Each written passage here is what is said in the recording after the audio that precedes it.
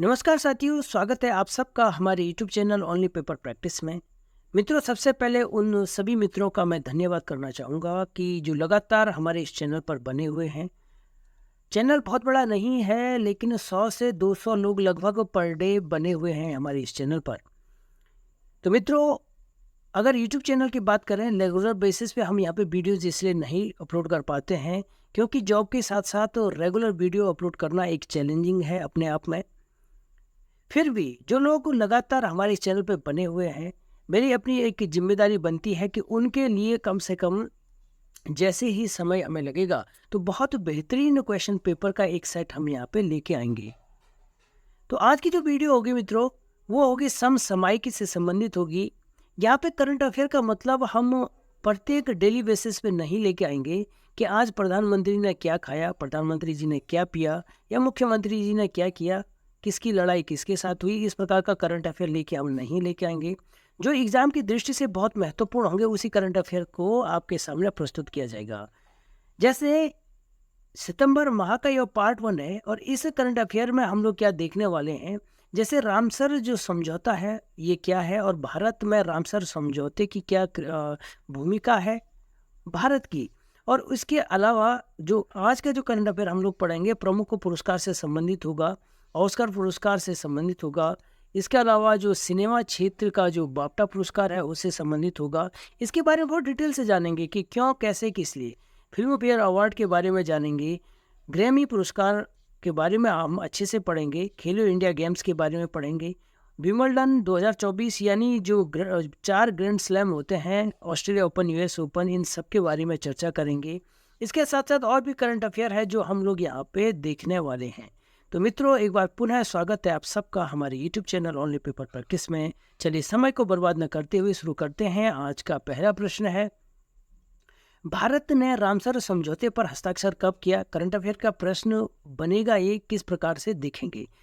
भारत ने तो रामसर समझौते पर 1982 ईस्वी में 1982 में रामसर समझौते पर हस्ताक्षर किया। और वर्तमान में भारत के 82 जो साइट्स हैं, रामसर साइट्स हैं, जिनमें से कि जो 82वां रामसर साइट है भारत का, वो है नकटी पक्षी अभयारण्य।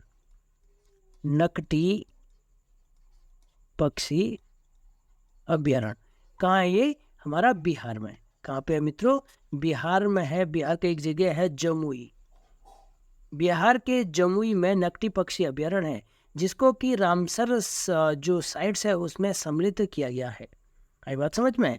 तो ये तो करंट अफेयर का प्रश्न हो गया। ये बार बार रामसर समझौता आता रहता है मित्रों। रामसर समझौते को बहुत डिटेल से पढ़ते हैं। अगर आपको इसके बारे में अच्छे से पता है तो लगभग 2-4 मिनट के आप लोग वीडियो इसे स्किप कर सकते हैं, वरना आप लोग देखते रहिए।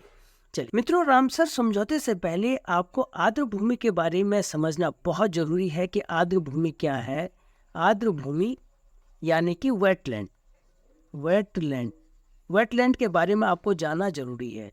किसे कहते हैं वेटलैंड? मित्रों जानते हैं कि जमीन का एक ऐसा क्षेत्र, जो हमारी जमीन है उसका एक ऐसा क्षेत्र जो कि पानी से घिरा हुआ है, यानी पानी से ढका हुआ है, या कम से कम 8 महीने तो इसमें पानी होना जरूरी है साल भर के। ऐसा जलीय क्षेत्र जो पानी से ढका हुआ है। और इस यहाँ पर पेड़ पौधे, जो पेड़ पौधे हैं, जलीय पेड़ पौधों की क्या है, एक पर्याप्त मात्रा है, जिस कारण से यहाँ पे पशु पक्षियाँ, जो हमारी पशु पक्षियाँ हैं, उनका यहाँ पे नेचुरल आवास बनता है। यानी जो प्राकृतिक आवास के लिए, इनके लिए बहुत क्या है, पशु पक्षियों के लिए यहाँ पे एक प्राकृतिक आवास के लिए क्या है, सुविधाजनक है। ठीक है, तो क्या कहेंगे, इस पूरे क्षेत्र को हम आर्द्र भूमि कहते हैं। अब होता क्या है, धीरे धीरे मानव ने अपनी गतिविधियां स्टार्ट की और इस क्षेत्र को क्या हुआ, नुकसान पहुंचाना शुरू कर दिया। यानी कि क्योंकि यहाँ पे एक अच्छी खासी बायोडाइवर्सिटी का जन्म होता है। ठीक है, पारिस्थितिकी तंत्र का निर्माण होता है। ठीक है, यानी एक अच्छी खासी पारिस्थितिकी तंत्र, या कहेंगे जैव विविधता, बहुत अच्छी खासी यहाँ पे रहते हैं। तो मनुष्य ने हस्तक्षेप करके इन क्षेत्रों को नुकसान पहुंचाना शुरू किया। इसी नुकसान को देखते हुए सबसे पहले विश्व के कुछ देशों ने, यानी कि 1971 ईस्वी में, कब? 1971 ईस्वी में 2 फरवरी 1971 ईस्वी में ईरान एक देश है, आपने देखा होगा ईरान का एक शहर है रामसर। रामसर ईरान का एक शहर है रामसर में यहाँ पे इकट्ठा होते हैं और इस आर्द्र भूमि को बचाने के लिए एक समझौता करते हैं। आई बात समझ में? तो कब होता है? 2 फरवरी 1971 ईस्वी में। शुरुआत में भारत इसका मेंबर नहीं बनता है और लास्ट में 1 फरवरी 1982 ईस्वी में भारत रामसर साइट में, यानी जो रामसर समझौता है, इसमें शामिल हो जाता है, जिसका मुख्य उद्देश्य आर्द्र भूमि का संरक्षण करना था। इसीलिए 2 फरवरी को हम विश्व आर्द्र भूमि दिवस मनाते हैं। तो मित्रों, अगर एक और क्वेश्चन की बात करें तो क्वेश्चन बनता है कि भारत के किस राज्य की सबसे ज़्यादा भूमि रामसर साइट में स्थित है? तो वह है तमिलनाडु। तमिलनाडु की सबसे ज़्यादा जो आर्द्र भूमि है, वेटलैंड है, वो कहाँ है? रामसर साइट स्थल में शामिल है। ठीक है, तो ये एक अच्छा खासा क्वेश्चन बन जाता है आप लोगों के लिए। तो आपने जाना कि रामसर समझौता क्यों है, किस लिए है, आर्द्र भूमि के बारे में जाना। अगला प्रश्न है 96वां ऑस्कर पुरस्कार 2024 में सर्वश्रेष्ठ फिल्म का पुरस्कार किस फिल्म को मिला? ऑप्शन ए है ओपेनहाइमर, बी है मिडनाइट, सी है 12th फेल और डी है रॉकेट। तो मित्रों, राइट आंसर हो जाएगा इसका ऑप्शन ए, ओपेनहाइमर को जो ऑस्कर पुरस्कार 2024 का सर्वश्रेष्ठ फिल्म का पुरस्कार दिया गया। मित्रों, सबसे पहले जानेंगे कि ऑस्कर पुरस्कार के बारे में बार बार एग्जाम में पूछा जाता है, तो ऑस्कर पुरस्कार के बारे में जान लेते हैं। यह पुरस्कार यूएसए की एक एकेडमी है, यूएसए अमेरिका की एक एकेडमी है जिसका नाम है एमपास। एमपास का मतलब फुल फॉर्म है कौन सी academy? Academy of motion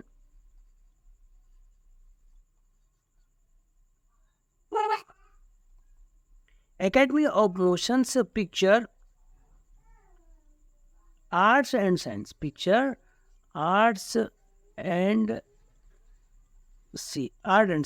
academy of motion picture arts and science, ये क्या है? हमारी ये जो संस्था है, एमपास संस्था है, वो ऑस्कर पुरस्कारों की घोषणा करती है। ये तो आपने जाना। सबसे पहले ऑस्कर पुरस्कारों की बात करें तो 1929 ईस्वी में ऑस्कर पुरस्कार दिया गया। इसके बाद 1930 ईस्वी से रेडियो में इस ऑस्कर पुरस्कारों का प्रसारण हुआ और 1953 ईस्वी में टीवी में सबसे पहले ऑस्कर पुरस्कारों का प्रसारण हमें देखने को मिलता है। अगर बात करें ऑस्कर पुरस्कार 2024 की, तो सर्वश्रेष्ठ जो अभिनेता, फिल्म तो मैंने बता दिया, ओपेनहाइमर सर्वश्रेष्ठ फिल्म थी। सर्वश्रेष्ठ जो अभिनेता चुना गया ऑस्कर पुरस्कारों में, उनका नाम था किलियन मर्फी। जो सर्वश्रेष्ठ अभिनेता थे उनका नाम था किलियन मर्फी, या सिलियन मर्फी भी बोल सकते हैं इनको। तो सबसे सर्वश्रेष्ठ अभिनेता का पुरस्कार जो मिला था वो मिला था किलियन मर्फी या सिलियन मर्फी को। सर्वश्रेष्ठ अभिनेत्री का पुरस्कार मिला था एमा स्टोन को। किसको मिला था? एमा स्टोन को सर्वश्रेष्ठ अभिनेत्री घोषित किया गया। सर्वश्रेष्ठ फिल्म आपको बता ही चुका हूँ। सर्वश्रेष्ठ निर्देशक के रूप में मिला था सर्वश्रेष्ठ निर्देशक क्रिस्टोफर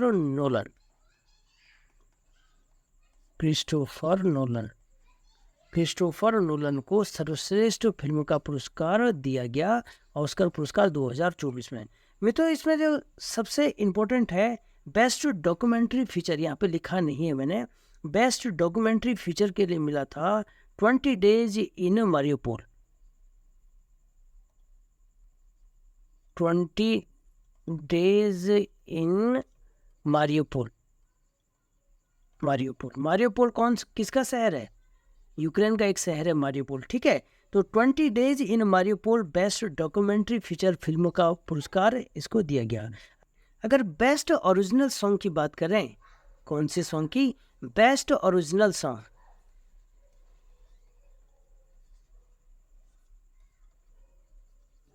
बेस्ट ओरिजिनल सॉन्ग के लिए मिला था what was I made for.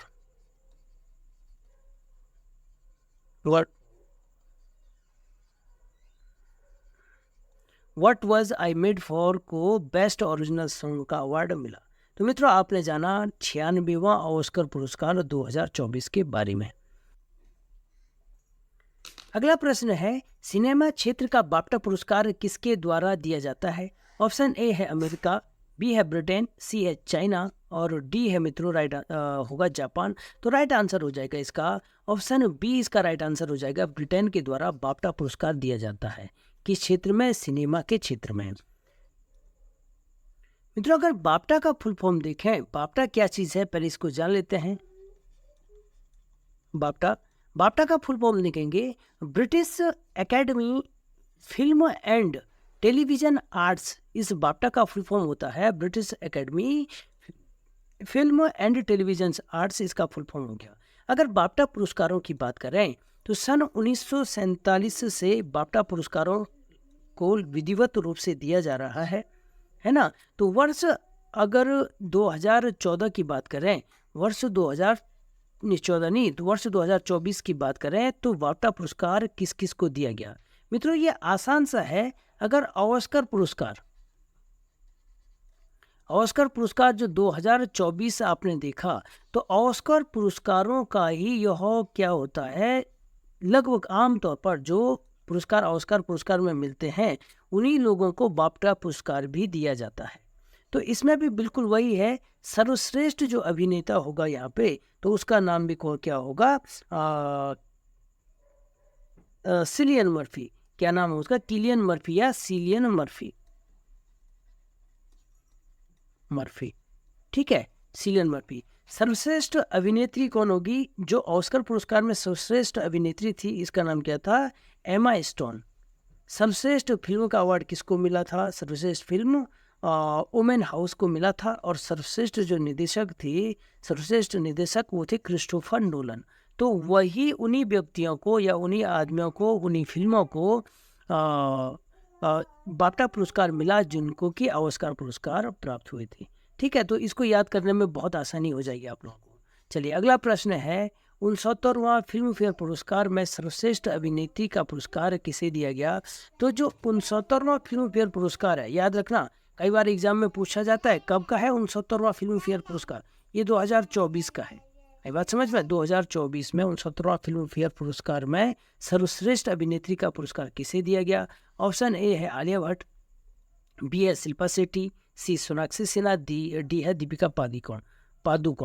तो राइट आंसर हो जाएगा ऑप्शन ए, आलिया भट्ट को सर्वश्रेष्ठ अभिनेत्री का पुरस्कार दिया गया। अगर सर्वश्रेष्ठ अभिनेता की बात करें तो सर्वश्रेष्ठ अभिनेता कौन है? रणबीर कपूर जी को सर्वश्रेष्ठ अभिनेता का पुरस्कार दिया गया। अभिनेत्री तो आलिया भट्ट है। सर्वश्रेष्ठ फिल्म बहुत इंपॉर्टेंट, 12th फिल्म। ठीक है, तो ये है 12th फिल्म। सर्वश्रेष्ठ निर्देशक का पुरस्कार मिला है विनोद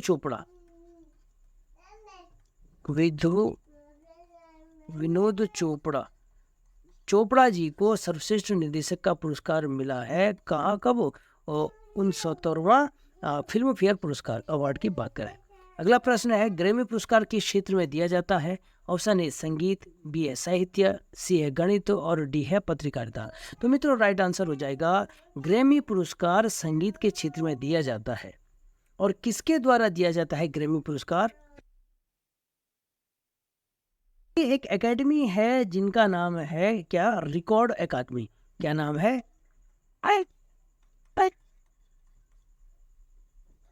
नहीं,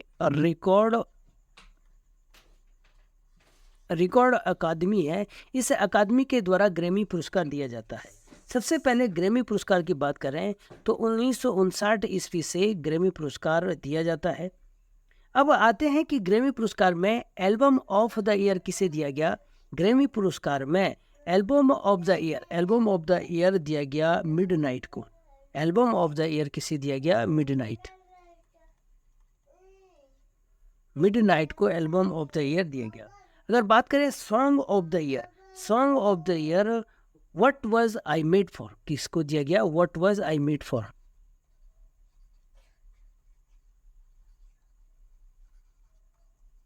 what was I made for को सॉन्ग ऑफ द ईयर दिया गया। रिकॉर्ड ऑफ द ईयर, तो रिकॉर्ड ऑफ द ईयर दिया गया आपका फ्लावर्स को। किसको दिया गया?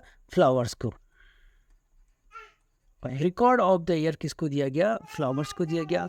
और सर्वश्रेष्ठ वैश्विक संगीत एल्बम, ये आपकी एग्जाम की दृष्टि से सबसे इंपॉर्टेंट हो गया।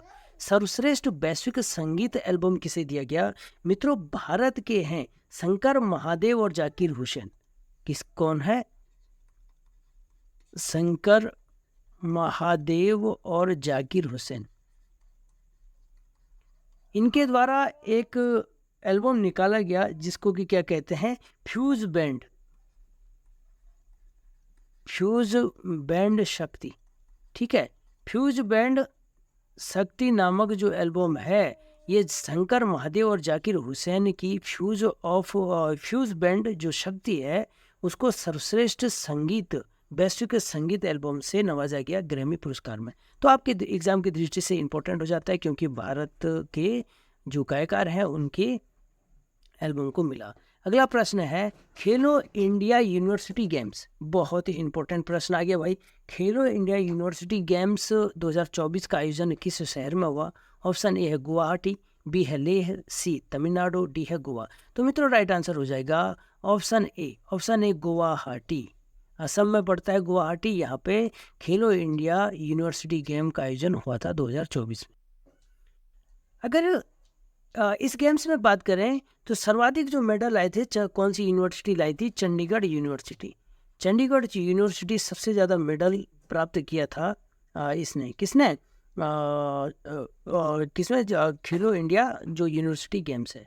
उसके बाद आए थे लवली प्रोफेशनल पंजाब, एक यूनिवर्सिटी है उसके द्वारा। अगर बात करें क्योंकि ये क्वेश्चन इसलिए लाया हूँ मैं, एक आता है खेलो इंडिया विंटर गेम। एक कौन सा गेम आता है? खेलो इंडिया विंटर गेम। और एक आते हैं आपका खेलो इंडिया यूथ गेम।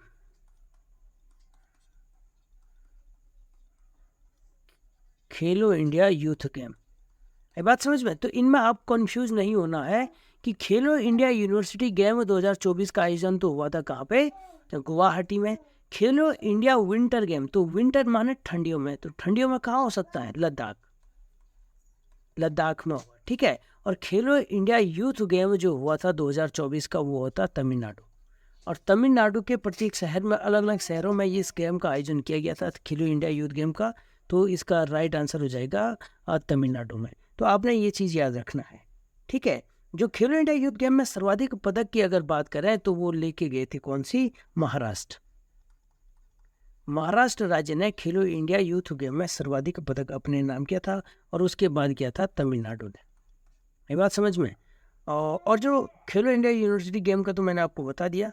तो मित्रों यही था मोटे मोटे तौर पर इस खेलों की जानकारी जो कि आपको बार बार कन्फ्यूजन करते हैं। अगला प्रश्न है विंबलडन ओपन 2024। बहुत इंपॉर्टेंट है। विंबलडन ओपन 2024 में पुरुष वर्ग का खिताब किसने जीता?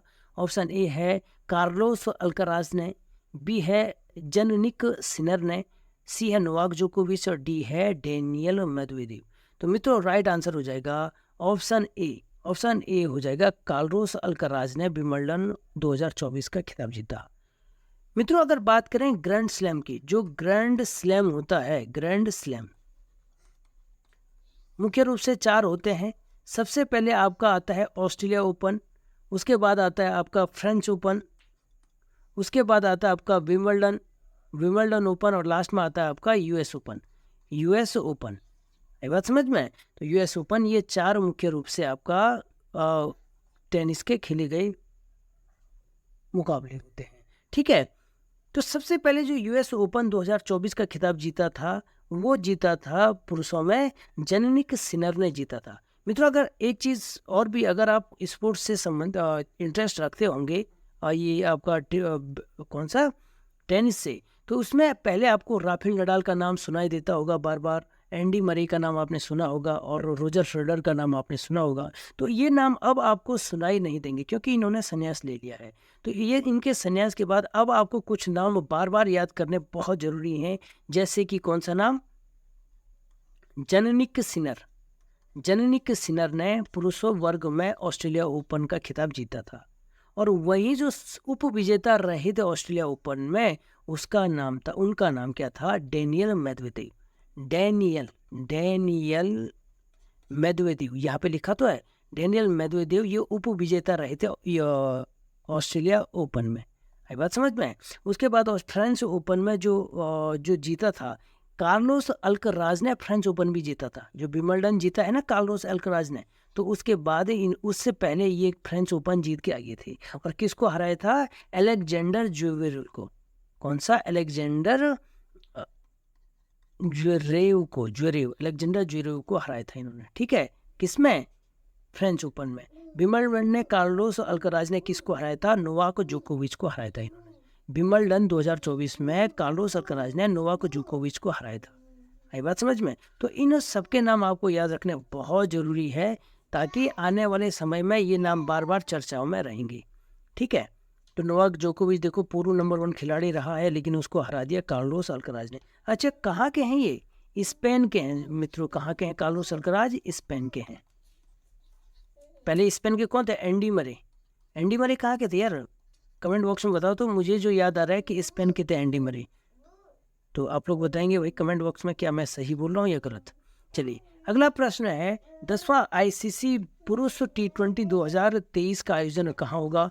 ऑप्शन ए है Bharat Sri Lanka, B Australia New Zealand, C है भारत बांग्लादेश, डी है इंग्लैंड आयरलैंड। तो मित्रों राइट आंसर हो जाएगा इसका ऑप्शन ए, भारत और श्रीलंका में आईसीसी T20 2026 का आयोजन होगा। अगर बात करें ऑस्ट्रेलिया न्यूजीलैंड की, तो ये 11वां आईसीसी पुरुष T20 का मुकाबला होगा, वो ऑस्ट्रेलिया और न्यूजीलैंड में होगा। ये बात समझ में? ऑस्ट्रेलिया और न्यूजीलैंड ने आईसीसी पुरुष T20 का मुकाबला होगा। अगर भारत बांग्लादेश की बात करें, भारत बांग्लादेश में वर्ल्ड कप होने वाला है, 50 ओवर का वनडे वर्ल्ड कप। कब का होगा? अभी 2023-27 यानी 1931 में। 1931 में भारत बांग्लादेश में वर्ल्ड कप होने वाला है, वनडे वर्ल्ड कप। इससे संबंधित और भी फैक्ट जान लेते हैं कि कौन से मुकाबले कब होते हैं, वो होंगे, क्योंकि एग्जाम में पूछा जाता है। 9वां जो T20 वर्ल्ड कप हुआ था यूएसए वेस्ट इंडीज़ में हुआ था। 10वां मैंने बता दिया, 11वां मैंने बता दिया। और उसके बाद देखेंगे 14वां वनडे विश्व कप कहाँ होगा? 14वां वनडे विश्व वर्ल्ड कप कहाँ होगा? अफ्रीका महाद्वीप में होगा, जो होगा आपका साउथ अफ्रीका में, जिम्बाब्वे और नामीबिया।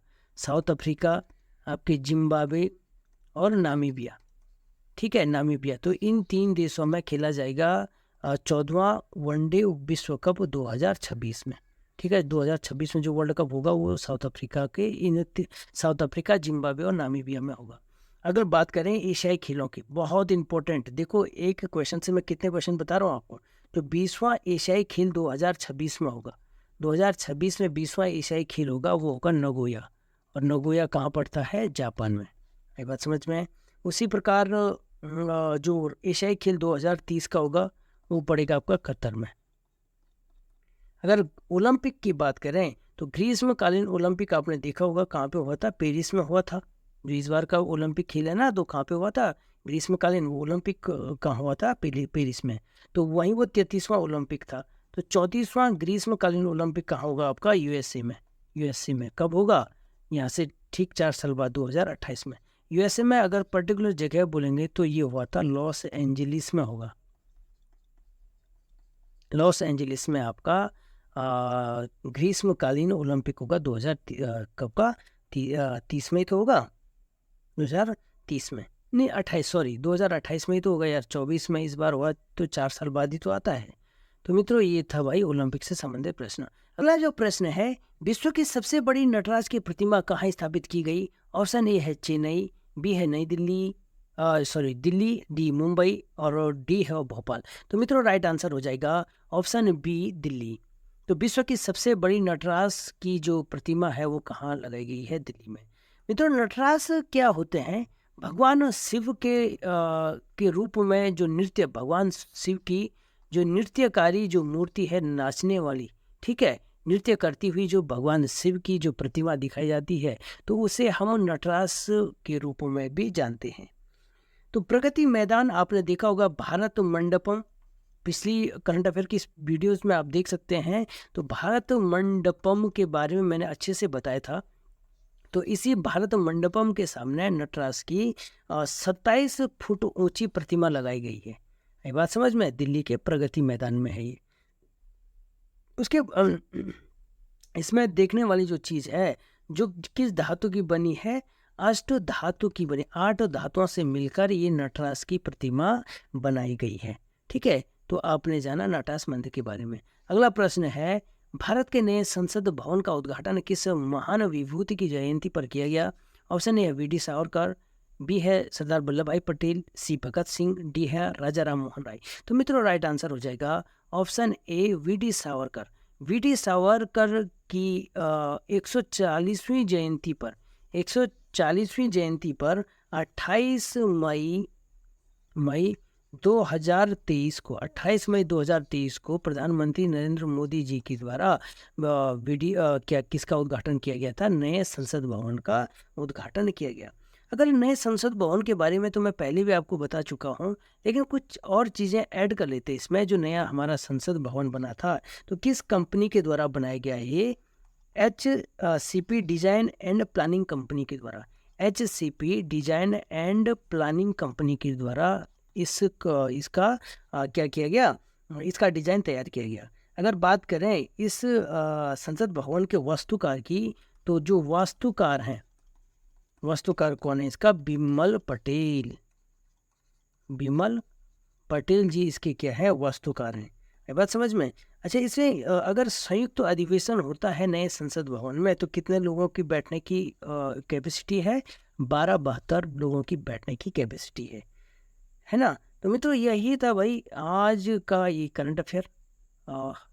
तो कैसे लगी आपको ये करंट अफेयर की सीरीज? कमेंट बॉक्स में जरूर बताएं। मित्रों अगर आप वीडियोस को, हमारे चैनल को लगातार आप लोग देखते तो हैं, लेकिन बस चैनल को लाइक करिए, शेयर करिए, सब्सक्राइब करिए, क्योंकि मित्रों हम इस चैनल पर अगर आप चैनल को लाइक करेंगे, शेयर करेंगे, सब्सक्राइब करेंगे तो आप लोगों के लिए अच्छी वीडियोस हम लोग बनाते रहेंगे। बस आप चैनल को लाइक करिए, शेयर करिए, सब्सक्राइब करिए, और हाँ नोटिफिकेशन की घंटी जरूर दबाइए, ताकि अगर हम जब भी वीडियोस अपलोड करेंगे तो सबसे पहले वीडियोस या नोटिफिकेशन आप तक पहुंचेगी। आप सबका बहुत बहुत धन्यवाद।